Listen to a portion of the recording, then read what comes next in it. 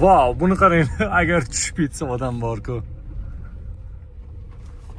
Pastga ketayotganda lekin. Yo'llar ham dahshat. Buni qarang, pastga tushib ketayoganman-da agar qichqirib kelib shuni haydab borsam, men asfalt yo'ldan to'g'ri ketman shu yerga. Pastga ketasiz. Hali hech qaysi avtomobilni bunchalik ko'p haydamagandim. Aynan testga olib, obzor qilish uchun, test drive qilish uchun, sinab ko'rish uchun olingan avtomobillar ichida eng ko'p haydaganim mana shu britanskiy brenddan MGZS avtomobili. Bu Xitoyda ishlab chiqariladi, lekin brend Britaniyaniki. SAIC Motor kompaniyasi MGni sotib olib, Xitoydagi SAIC Motor kompaniyasi MGni sotib olib, o'zlari ishlab chiqarib, SNG davlatlariga, boshqa davlatlarga realizatsiya yubormoqda. O'zbekistonda o'zining rasmiy dilerlarini ham ochmoqda.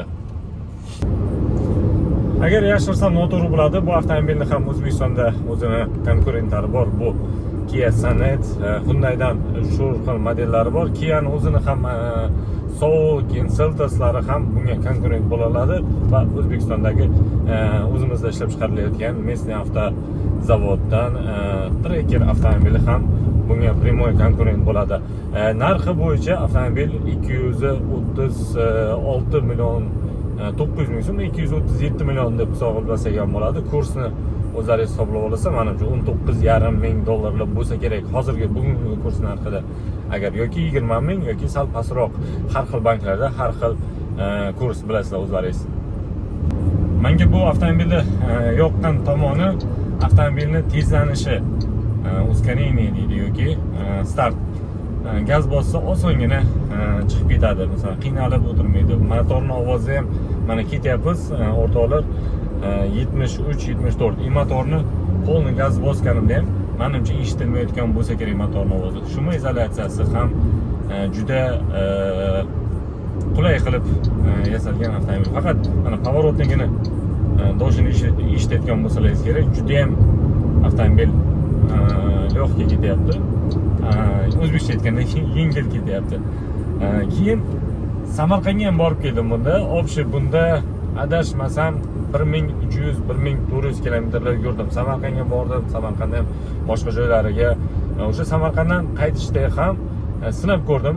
Tezlikka 150-160 haydasam, o'sha avtomobilning ichidagi shumi, ovozlar tashqari tomondan balonda ovozi yoki yo'lni yomon yo'llarning ovozi ham past eshitiladi. Chunki o'zim Instagram uchun video yozgandim. Instagramga kirib ko'rsalaringiz bo'ladi. Surxondaryolik akalarni kolbitlari bilan qo'shgandim. BMW hamma avtomobillarni orqada qolib ketganini, faqat surxondaryolik kolbitchilarga yetolmay qoldim. Ular undan ham tez haydar ekan baribir, bundan ham tez. Lekin bu hamma avtomobillarni orqada qoldirib ketdi. Malibu'mi, elektromobillar, BYD'larmi, Kia'larmi hammasini orqada qoldirib, chunki 150-160 haydaganim uchun. O'rtoqlar, probkaga tushib qoldik. Iloji bo'lsa shanba, yakshanba kunlari Chorvoq tomonlarga kelib o'tirmaysiz, chunki mana bu yerda mostning yarmi remont bo'lyapti, bitta polosalik o'tkazuv bor. Shuning uchun hozirdan mana mashina kam bo'lsa ham probka ko'proq. Lekin agar shanba, yakshanba kuni yoki dushanba yoki juma kuni obeddan keyin bo'lib qolsa, juda ko'p vaqtingiz mana shu yerda turib qolishingiz mumkin. O'rtoqlar, avtomobilni motorni ot kuchi 110 ta, 1 litrli motor va turbo kompressor qo'yilgan TDI degan motor klassifikatsiyasi menimcha buni turbo kompressor qo'yilganiga shunaqa ot kuch beryapti. 1 litrli motor. Masalan, Lacetti 1.8 da yo'q, Lacetti 1.8 da 95 ot kuchi bo'lishi kerak. Bunda esa ko'ryapsiz, 1 litrli motoriga turbo kompressor qo'shganiga hisobiga 111 ot kuchi bo'lyapti va motori bu yerda korobkasi, uzatmalar qutisi 6 ta pog'onali bo'lgani uchun tezlanishi ham zo'r va 6-pog'ona o'tgandan keyin rasxodi ham kamayadi. Rasxodi o'rtacha, lekin zavodda bilasizlarmi, eng minimalnisini aytadi. Masalan, 6 litr deydi yoki 5,5 yoki 6,5 litr deydi, lekin aslida unaqa emas. Baribir pogрешность bor, 1 litr, 1,5 litr ko'proq bo'lishi mumkin. Hozir bunda o'zim hisoblayapman, 7,5-8 atrofida ketyapti. Chunki o'zimni haydashimga qarab hisoblaganimizda bir payti shaharda ichida agar agressivniy haydasa 9 litrgacha ham chiqib ketib qolyapti. Bu faktiski men sizlarga o'zimni chiqargan rasxodlarim. Agar zavod qanday hisoblaydi bilasizmi? Faqat to'g'ri yo'lni qo'yib, trassani 5-chi yoki 6-chi pog'onaga o'tkazib olib 80-85 atrofida haydab ko'rib, o'shani masalan yarim soat, 1 soat haydab ko'rib, o'shani sizga aytib beradi. Yoki shahar ichida ham xuddi shunaqa qilib haydab ko'rib, o'sha rasxodini shahar ichida va trassada deb ko'rsatib berishi mumkin. Lekin aslida rasxod har xil smeshini haydaganda, masalan bir kun haydaganda aniq bo'ladi. Shuncha tepaga chiqib kelganim, yopiq ekan, hech kim yo'q bu yerda. Agar ochiq bo'lganda tepaga chiqsak zo'r kadrlar bo'lardi. Mayli. Endi orqaga qaytamiz, lekin shunaqa vaziyatda 360 kamera yordam beradi bizga. Orqaga qancha qolganini ko'rsatib, orqada lidar datchiklari. Tak, oldimiz jarlik pastga qarab, uni ham eplasa bo'ladi, chunki hammasi kamerada dinamitskiy polosalari bilan birga, statический va dinamitskiy polosalari bilan birga ko'rsatib turibdi. Tak, mana bunday qilsak 3D bo'ladi. Buni o'zgartirsa bo'ladi. Yonidan, orqasidan, oldidan. Mana oldiga qo'yib olaylik hozir. Bu tomonni biz bu tomonga haydaylik. Ketdik. Yo'q. Unaqa emas. Mana bunday haydaganimizda mana ko'rsak bo'ladi. Bu tomondan qancha qolganini.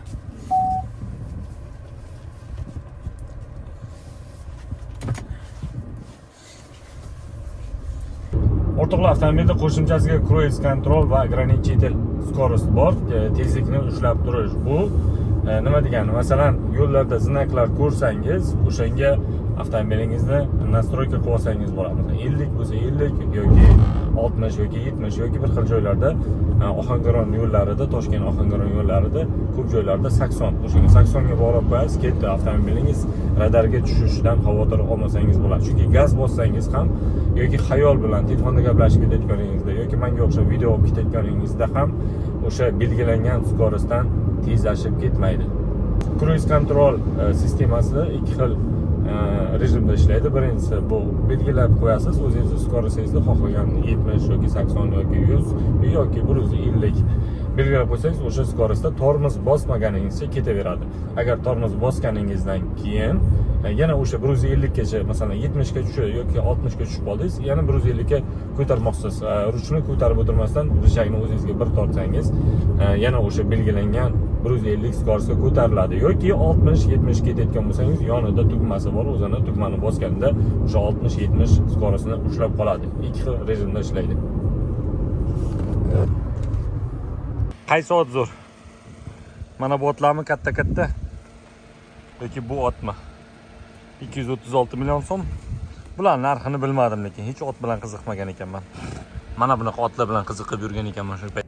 Ko'plamandan so'rash mumkin, nima uchun tabiatga chiqib obzor qilasiz, faqat qishloqlar yoki tog'larga chiqib obzor qilasiz? Chunki o'rtoqlar, shaharda hamma ko'rgan, shaharda hamma o'z joniga ham tegib ketgan. Menimcha shu uchun ko'pincha tabiatga chiqib avtomobillarni videoga olishni o'zim ham yaxshi ko'raman. O'zimga ham yaxshi, qanaqadir toza havoda shaharni signali bor, mashinalar signal bosadi, baqir-chaqir shunaqaga. Mana shunaqa chiroyli avtomobillarni tabiatga olib chiqib obzor qilgan menimcha yaxshiroq. Nomerlari ham zo'r, 534, 500 yoki 555 bo'lganda undan zo'r bo'lardi. Topoviy optika diodlar turibdi bu yerda. Keyin mana bunaqa tak, hozir agar yonsa ko'rsataman o'rtoqlar. Qaranglar. Hop. Zo'r yonadi. Yonganda mana menimcha svetlar yonish kerak edi. O'chib qopti. Xo'p, mayli. Uni keyin yoqamiz. Mana bu yerda dixosi bor, bu yerda diodi. Mana bu tumankasi esa sariq yonar ekan. Qora yaltiroq plastmassalar turibdi. Radiator reshotkasi ham qora yaltiroq. Uni tagida esa kamerasi bor. Bu yerda matviy radiator reshotkasi. Radiator reshotkasini ichida o'zini parktronik datchiklari menimcha bor yoki kamera sezar ekanmi buni. Boyni ham yaqin borganda pikkilagandi. Keyin buni o'zini beskruchovoy dostupi bor. Oldiga kelib bosib yoki ochsa o'zi qushlanib mana bulargacha yopiladi. 360 kamerasi. Buni balonning razmerlarini aytaymi, necha edi, esimdan chiqib ketdi. 200 qayerda ko'rsatib ko'rgandim a.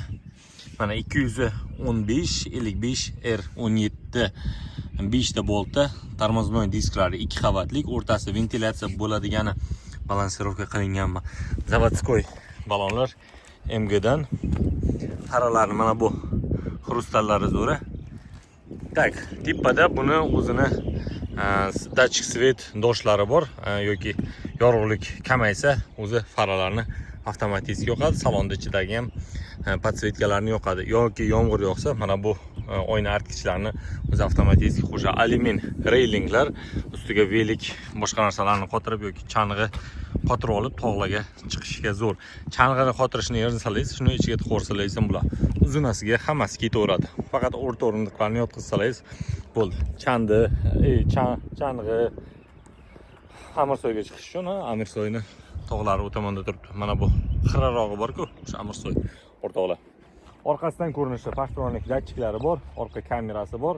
Bu yerda tepada stop, bu yerda stop diodlari. Keyin orqa oyna artadigani shu yerdan o'zidan suv sepa qaydandir, yo tepadanmi, yo shu yerning o'zidanmi sepadi. Bu yerda bor ekan. Va falsh ikkita glushiter o'zi sal pastroqda, lekin mana bunaqa oq xrom falsh glushiterlar qo'yilgan, kamerasi va mana shunaqa bamper qoplamasi bor. O'rtoqlar, avtomobil qanday? Sizga yoqadimi, yo'qmi? Razmerlari 4 metr 80 cm, eni avtomobilni 1 metr 87 cm shunday bo'layapti va balandligi esa 1 metr 65-66 cm atrofida. Agar aniq bilganimda aytaverardim to'g'risi. Keyin aytganimdek, mana SAIC motor kompaniyasi Xitoyda ko'p avtomobillarni shu firma, shu kompaniya chiqaradi va shu bilan birga MG avtomobillarini ham. Orqa o'rindiqi oldini ko'rsatdim, orqa o'rindiqlarni ko'rsatdik. Bu yerda ham ekokoja qilingan karbon elementlari bor. O'zini chang bo'lib ketdi mashina tog'da haydaganim uchun. Va podgolovniklarini formasi qizig'a. Bu yerda qaranglar o'rtoqlar. Tak. Bu yerda shunaqa plastik va karbon vstavka ham qo'yilgan. Zaryadka slotlari, o'zini orqasida hamyonlari, bir nimalar solib qo'ysa bo'ladi, akmen yoki boshqa narsalarni. Tak, o'rtoqlar, qizig'i menimcha haydovchi o'rindig'i bo'lsa kerak. Haydovchi o'rindig'i 4 ta положениеda ishlaydi. Tepaga, pastga, oldiga, orqaga va suyanigacha ham oldiga, orqaga bo'lib ishlaydi. Faqat bitta narsa, mana bu mexanizmga ekan, lekin bilasiz, bir marta o'zi regulovka qilib olgandan keyin 4-5 yil menimcha qimirlatmasangiz kerak. Shu uchun elektroprivet o'zi ustiga narx qo'shilgani uchun shuni qilmagan menimcha yaxshi bo'lgan. Oynalar regulovkasi, agar oynalar regulovkasi faqat zo'g'roqda ekan, chunki bir payti chuqurlarda ariqlarni oldin o'taman deganingizda, mana bu yerda bu turganda zo'r bo'lardi. Bu ham agar men endi o'rindiqni uzoqqa qilib o'tirganim uchun balki menga sal noqulay bo'lgandir, lekin bu ham regulirovka qilsa bo'ladi. Bagaj polkasi, mana bu o'rindiqlarga e'tibor bermaysiz, mana bu polkasi bu tepaga chiqib yana sal bitta yuqoriga ko'tarsa ham bo'lar ekan. Magnitometer yo'q edi, lekin o'zim qo'yib oldim. Menimcha o'rtoqlar, sotib olsalaringiz, tak, mana bunaqa podarka olsalaringiz kerak. Termos zo'r ekan, yangi ishlab yaratilgan vaqti 1924-yil, MG brendini yaratilgan vaqti. Mana o'sha motor 111 ot kuchli, turbo kompressori bor o'zini va konditsioner kompressori ham bu tomonda pastroqda. Korobkasi avtomat, 6 ta pog'onalik. Bilmadim qaysi davlatniki. Tak, Yaponiya bo'lsa kerak, agar adashmasam. SNEV Ltd deb yozilgan. Japan turibdi. Menimcha Yaponiyaning korobkasi, bilmadim, Koreyani yoki Xitoyning korobkasi bo'lishi mumkin. Lekin bloki buni miyasi Germaniyani Boschniki. Tak, akkumulyator o'zini zavodskiy akkumulyator qo'yilgan MG brendidan. Menimcha 4-5 yilga yetadigani, konditsioner trubkalari, омыватель bachok va bu yerda katta bitta ventilyatori bor. Avtomobilni tashqaridan ko'rinishi o'rtoqlar. Yurishini ko'rdilaringiz o'rtoqlar. Avtomobilning konkurentlari O'zbekistonda bu Niva avtomobili birinchi o'rinda, keyin esa Kia Sonet, Kia'ni Soul'i bor, keyin yana qaysi avtomobil, Hyundai'dan ham 3-4 xil modellari bor, har xil yillarda chiqqani. Keyin o'zimizdan ishlab chiqarilayotgan Tracker. BYDdan Soul'mi, shunaqasi bor edi. Yoki BYD qaysi birisi, u Yangbangmidi, esimdan chiqib ketdi. Agar bilsalaringiz kommentariyada yozib yuboringlar. Xuddi shunaqa razmerda BYD avtomobili ham bor. O'zbekistonda sotiladi, narxlarini bilmayman uni. Agar xohlasalaringiz Telegram kanal yoki shuni kommentariyasiga yozib qo'ysangiz, o'zim shu joylarning lokatsiyasini tashlab beraman. Keyin Telegram kanal bor. Bu yerga o'tsalaringiz ham har xil chiroyli joylarning lokatsiyasi bor. O'rtoqlar, avtomobil O'zbekistonda sotuvda bor. Narxi 236 million 900 ming so'm shu atrofda bo'lishi kerak. Sergelida yana bir qancha joylarda, Toshkent shaharini, boshqa viloyatlarni bilmadim, u yerlarda qanaqa dilerlik sentrlari bor, lekin Sergelida, keyin yana 3-4 ta joyda bor Toshkent shaharining ichida.